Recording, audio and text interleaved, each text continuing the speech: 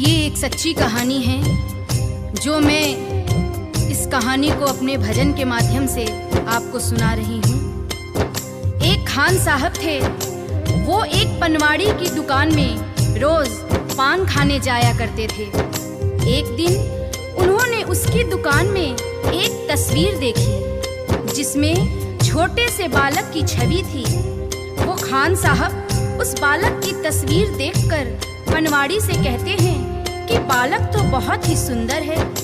इसके सिर पर मोर मुकुट, कानों में कुंडल, तन पे पीतांबर और पाँव में पैजनियां कितने सुंदर लग रहे हैं। लेकिन बस एक ही कमी है कि ये जिस जमीन पर खड़ा है वो खुरदरी है और इसके पाँव में जूते भी नहीं हैं। ये खुरदरी जमीन इस नन्हे पाँव में चुभती होगी। ये बात सुनकर पनवाड़ी ने उससे कह दिया कि तो तुम ही ले आओ इसके जूते और उसे पहना दो। बात खान साहब को लग गई। दूसरे दिन ही वो उस बालक के नन्हे पाँव के लिए जूते बनवाकर पनवाड़ी के दुकान पर पहुंच गया और पनवाड़ी से कहा कि देखो, मैं इस बालक के लिए जूते ले आया हूँ, उसे बुला लो, मैं उसे पहना दूंगा। पनवाड़ी ने कहा, अरे ये बालक तो यहाँ नहीं रहता है, ये तो वृंदावन में रहता है। वृंदावन में? खान साहब कहते हैं, वृंदावन में? वो कहता है, हाँ, ये तो वृंदावन में रहते हैं। तो खान साहब कहते हैं, चलो वृंदावन में ही पहना देंगे, लेकिन जरा उसका नाम और पता तो बता दो। तो पनवाड़ी कहता है कि खान साहब, वृंदावन में जाकर किसी से भी पूछ लेना कि श्याम कहाँ रहता है, तो सभी बता देंगे। अब वो खान साहब वृंदावन पहुंच जाते हैं और हाथों में पादुका लेकर किस तरह से श्याम को ढूंढ रहे हैं। बताओ कहाँ मिलेगा श्याम, बताओ कहाँ मिलेगा श्याम, बताओ कहाँ मिलेगा श्याम, बताओ कहाँ मिलेगा श्याम। चरण पादुका लेकर सबसे, चरण पादुका लेकर सबसे पूछ रहे रस खान, बताओ कहाँ मिलेगा श्याम, बताओ कहाँ मिलेगा श्याम। वृंदावन में चूंकि श्याम के नाम से उस बालक को कोई जानता नहीं था और वो कई दिनों से उसे ढूंढते ढूंढते परेशान हो गए। आखिर एक सज्जन व्यक्ति जो उनको कई दिनों से देख रहा था और अपने पास बुलाकर पूछता है कि अरे भाई, तुम किस श्याम को ढूंढ रहे हो?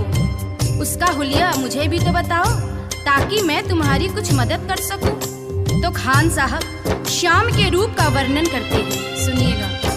वो नन्हा सा बालक है, सांवली सी सूरत है, बाल घुंघराले उसके, पहनता मोर मुकुट है, बाल घुंघराले उसके, पहनता मोर मुकुट है, नैन उसके कजरारे, हाथ नन्हे से प्यारे, बांधे पैजनिया पग में, बड़े दिलकश है नजारे, बांधे पैजनिया पग में, बड़े दिलकश है नजारे।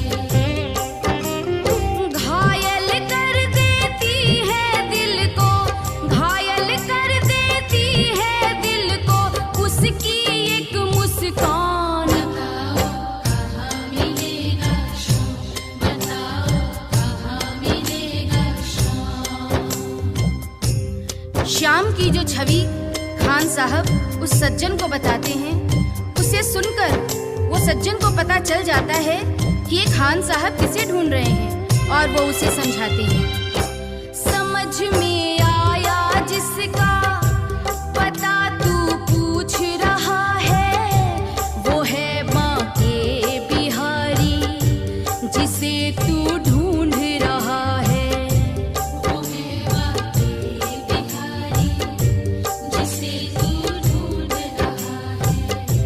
कहीं वो श्याम कुहाता, कहीं वो कृष्ण मुरारी,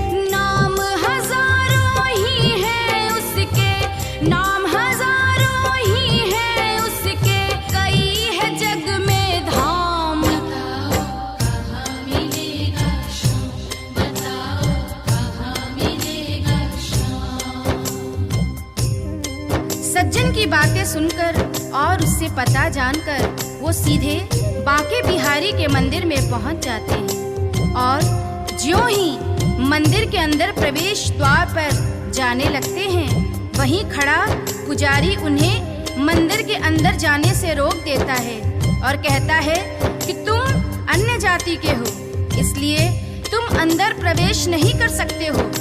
तो खान साहब उस पुजारी से बहुत मिन्नतें करते हैं, लेकिन वह पुजारी उस खान साहब को आज्ञा नहीं देते हैं और खान साहब को मजबूरीवश क्या करना पड़ता है, सुनिएगा। मुझे ना रोको भाई, मेरी समझो मजबूरी, शाम से मिलने दे दो, बड़ा है काम जरूरी। शाम से मिलने दे दो, बड़ा है काम जरूरी। सीढ़ियों पर मंदिर के डाल कर बैठा डेरा, कभी तो घर से बाहर शाम आएगा मेरा, कभी तो घर से बाहर शाम आएगा मेरा। इंतजार करते करते ही, इंतजार करते करते ही सुबह से हो गई शाम। बताओ कहाँ मिलेगा शाम, बताओ कहाँ मिलेगा शाम।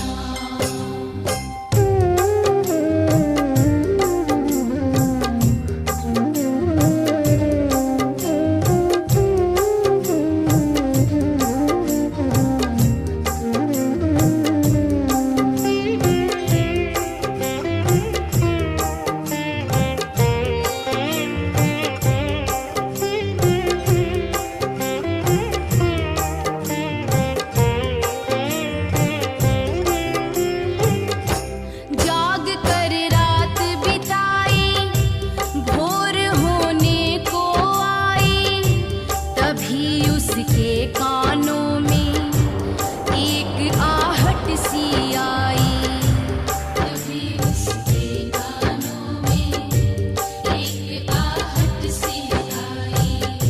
वो आगे पीछे देखे, वो देखे दाएं बाएं, वो चारों ओर ही देखे, नजर ना कोई आए। वो चारों ओर ही देखे, नजर ना कोई आए। झुकी नजर तो कदमों में, झुकी नजर तो कदमों में, बैठा था नन्हा श्याम। बताओ कहाँ मिलेगा शाम, बताओ कहाँ मिलेगा शाम। चूंकि भक्तों के लिए यहाँ महत्वपूर्ण संदेश है, इंसान जब तक अपने मद में खोया रहता है, जब तक इधर उधर देखता रहता है, भगवान उसे नजर नहीं आते हैं। जब तक उसका शीश नहीं झुकता है, उस पर भगवान की कृपा नहीं होती है। यहाँ पर जैसे ही खान साहब शीश झुकाकर नीचे की ओर देखते हैं, तो वह बालक नजर आ जाता है और खान साहब खुशी से फूले नहीं समाते हैं और कैसे उस बालक पर अपना प्रेम लुटाते हैं। खुशी से गदगद होकर गोद में उसे उठाया, लगा कर के सीने से बहुत ही प्यार लुटाया, लगा कर के सीने से बहुत ही प्यार लुटाया। पादुका पहनाने को पाँव जैसे ही उठाया,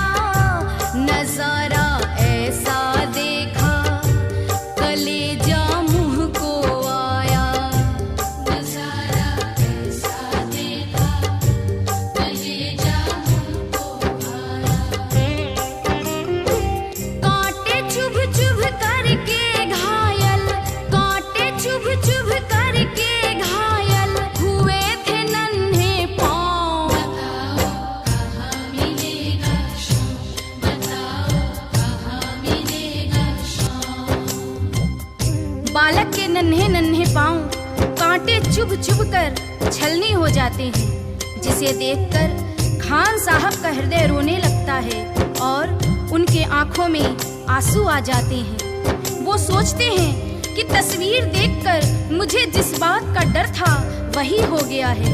ये खुरदरी जमीन पर चलकर आया है जहां फूलों में कांटे पड़े होंगे, जिससे इसके पांव घायल हो गए हैं। और उस नन्हे बालक से खान साहब रोते रोते कहते हैं, खबर देते तो खुद ही तुम्हारे पास में आता, न पग में छाले पड़ते न चुभता कोई कांटा। अब वो नन्हा बालक उस खान साहब की उंगली पकड़कर मंदिर के अंदर ले जाता है और बांके बिहारी की मूरत की तरफ इशारा करके कहता है कि बोलो खान भाई बोलो, अगर मैं तुम्हें अंदर बुला लेता तो तुम क्या मुझे पहचान पाते? क्या तुमने यही मूरत अपने दिल में मेरे लिए बसाई थी? क्या तुम मुझे पहचान पाते? नहीं पहचान पाते ना, इसलिए ही छवि जैसी तू मेरी बसा के दिल में लाया, उसी ही रूप में तुझसे यहाँ मैं मिलने आया, उसी ही रूप में तुझसे यहाँ मैं मिलने आया। गोकुल से मैं पैदल आया, गोकुल से मैं पैदल आया, तेरे लिए ब्रजधाम। बताओ कहाँ मिलेगा श्याम, बताओ कहाँ मिलेगा श्याम। ये कटु सत्य है। गीता, रामायण, महाभारत कहीं भी पढ़ लीजिए, भगवान को हम जिस रूप में देखते हैं उसी रूप में वो हमें दर्शन देते हैं। श्याम की